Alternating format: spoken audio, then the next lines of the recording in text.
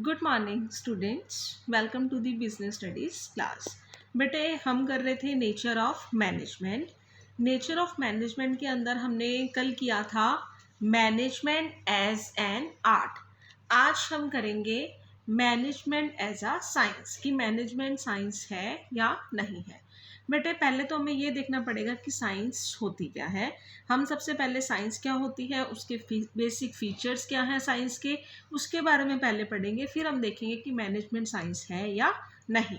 So science is the systematized body of knowledge that explain certain general truth और the operation of the general laws. Science बेटे क्या है? Systematized body of knowledge, मतलब जिसके अंदर बहुत सारी नॉलेज है जो कि ये बताती है, मतलब जनरल ट्रूथ के बारे में बताती है, सच्चाई के बारे में बताती है, या जो भी उन्होंने एक्सपेरिमेंट कर करके देखे होते हैं उसके बेसिस पे जो रिजल्ट आते हैं उसके बारे में हमें बताती है।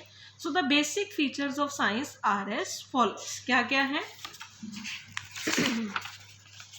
First feature is systematized body of knowledge. Science क्या है? सिस्टमेटाइज्ड बॉडी ऑफ नॉलेज है।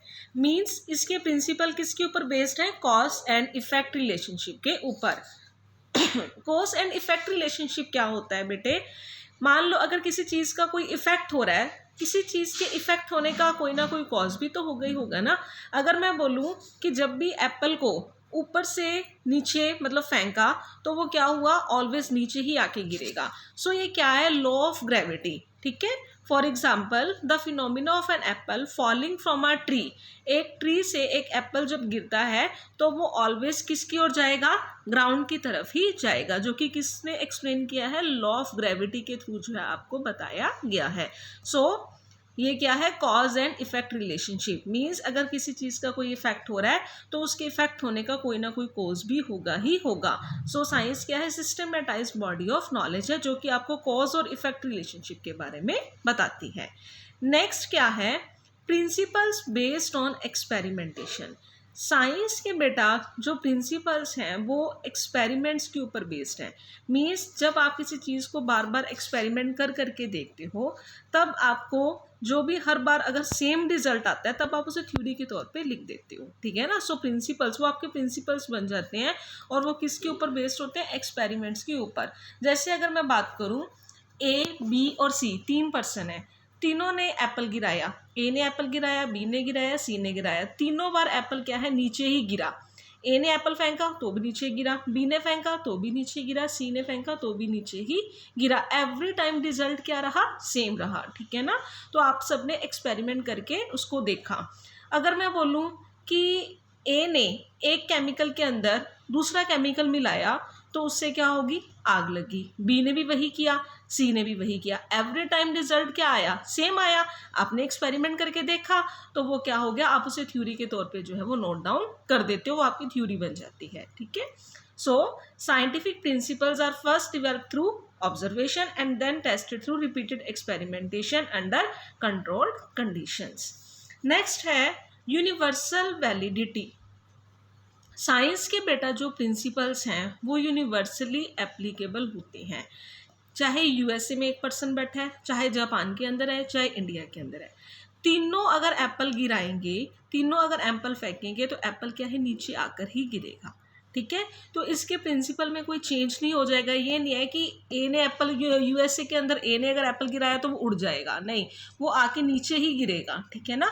एवरी टाइम रिजल्ट क्या आते हैं? आपके सेम आते हैं। सो साइंस के जो प्रिंसिपल हैं वो क्या है? यूनिवर्सली एप्लीकेबल होते हैं। ये थे साइंस के तीन फीचर, जिसके अंदर फर्स्ट क्या था? Systematised body of knowledge. Second, principles जो है इसके किसके ऊपर बेस्ड होते हैं? एक्सपेरिमेंट्स के ऊपर बेस्ड होते हैं। एंड थर्ड, इनकी क्या होती है? यूनिवर्सल वैलिडिटी होती है। अब बेटा हम देखेंगे कि मैनेजमेंट के अंदर भी यही फीचर्स हैं। क्या मैनेजमेंट के अंदर साइंस के फीचर्स एप्लीकेबल होते हैं या नहीं होते? So based on the above features we can say that management has some characteristics of science. First अगर हम बात करें, management has a systematized body of knowledge. कहते हैं मैनेजमेंट के अंदर भी क्या होती है? सिस्टमेटाइज्ड बॉडी ऑफ नॉलेज है। इसकी भी अपनी थ्योरी होती है, इसके भी अपने प्रिंसिपल्स होते हैं जो कि हमने मतलब अपनी स्टडी के दौरान जो है हमने अचीव किए हैं। ठीक है, but it also draws on other discipline such as economics, sociology, psychology and mathematics. और भी डिसिप्लिन जो है इसके थ्रू भी ये ड्रॉ करे गए हैं। सो अगर हम यही बात करें कि इसके भी अपनी थ्योरी है, इसके भी अपने प्रिंसिपल्स हैं, साइंस की भी अपनी थ्योरी है, अपनी सिस्टमेटाइज बॉडी ऑफ नॉलेज है, तो मैनेजमेंट जो है वो साइंस के फर्स्ट फीचर को क्या करती है, मतलब मैनेजमेंट के ऊपर साइंस का फर्स्ट फीचर जो है वो सेट बैठता है। मतलब ये दोनों जो है फर्स्ट फीचर के अकॉर्डिंग अगर हम कहें तो मैनेजमेंट साइंस है। नेक्स्ट अगर हम बात करते हैं, the principles of management have evolved over a period of time based on repeated experimentation. अब मैनेजमेंट की भी क्या है, आपने जो मैनेजमेंट के प्रिंसिपल्स हैं वो भी आपने एक्सपेरिमेंट कर करके देखे हैं, ऑब्जर्व किया है डिफरेंट ऑर्गेनाइजेशन के ऊपर, तो ये भी क्या है, प्रॉपर एक्सपेरिमेंट करके देखा आपने, तभी आपने उसको नोट डाउन किया, वो आपके प्रिंसिपल बने। बट मैनेजमेंट किससे डील करती है, ह्यूमन बींग्स के साथ डील करती है। ह्यूमन बींग्स के बिहेवियर के बारे में आपको कुछ पता नहीं होता कि आज उसके ऊपर आपने ट्राई किया है, आज वो सेम रिप्लाई करता है, नेक्स्ट टाइम शायद उसका रिएक्शन वैसा ना हो। रिएक्शंस क्या हो सकते हैं, चेंज हो सकते हैं। साइंस क्या है, साइंस तो थ्योरी है, एक बार करोगे वो तो एक प्रैक्टिकल करके देखा, एक बार किया, दूसरी बार किया, तीसरी बार किया, एवरी टाइम रिजल्ट सेम आएंगे। मतलब साइंस तो क्या है, केमिकल, अगर एक केमिकल के अंदर आपने दूसरा केमिकल डाला, आग लगी, सेम बी ने किया, सेम सी ने किया, एवरी टाइम रिजल्ट सेम आया। बट मैनेजमेंट किससे डील करती है, मैनेजमेंट ह्यूमन बींग्स के साथ डील करती है, और ह्यूमन बींग्स के नेचर के बारे में किसी को कुछ भी पता नहीं होता। सो हम ये कह सकते हैं कि साइंस का जो सेकेंड फीचर है वो मैनेजमेंट के ऊपर कुछ हद तक एप्लीकेबल होता है, कुछ हद तक एप्लीकेबल नहीं होता। ठीक है। Third, since the principles of management are not exact as the principles of science, their application and use is not universal।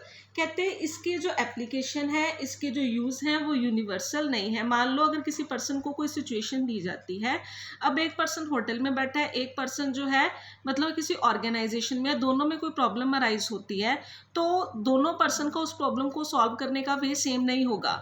सभी जो है, दोनों मैनेजर जो है सिचुएशन के अकॉर्डिंग, जो अपनी मतलब सिचुएशन के अकॉर्डिंग उस प्रॉब्लम को सॉल्व करने का काम करते हैं। सो दोनों ने अलग अलग वे अप्लाई किया, सो इसके अंदर जो है सेम थ्योरी एप्लीकेबल नहीं हुई। एक पर्सन ने अपने वे से उसको सॉर्ट आउट किया, दूसरे पर्सन ने, दूसरे मैनेजर ने अपने वे से उसको सॉर्ट आउट किया। सो मैनेजमेंट का जो थर्ड है प्रिंसिपल कि यूनिवर्सल, जो हमने साइंस का पढ़ा है कि यूनिवर्सल वैलिडिटी होती है, वो इसके ऊपर एप्लीकेबल नहीं होता, क्योंकि डिफरेंट पर्सन्स का डिफरेंट वे से प्रॉब्लम्स को सॉल्व करने का वे होता है। So these principles are also used for training and development of manager, क्योंकि सबकी अपनी अपनी टेक्निक्स होती हैं, अपने अपने वे होते हैं। ठीक है। सो हम कह सकते हैं कि फर्स्ट फीचर के अकॉर्डिंग, जो साइंस का फर्स्ट फीचर है कि मैनेजमेंट साइंस है, सेकेंड के अकॉर्डिंग हम ये कहेंगे कि मैनेजमेंट साइंस तो है बट इन एग्जैक्ट साइंस है। ठीक है ना, क्योंकि ये कुछ हद तक एप्लीकेबल होता है, कुछ हद तक एप्लीकेबल नहीं होता। थर्ड है यूनिवर्सल वैलिडिटी, हम ये कहेंगे कि मैनेजमेंट जो है, मैनेजमेंट के ऊपर साइंस के प्रिंसिपल जो है वो यूनिवर्सली एप्लीकेबल नहीं होते, सो मैनेजमेंट साइंस नहीं है। ये था management as a science. So thank you students, good bye.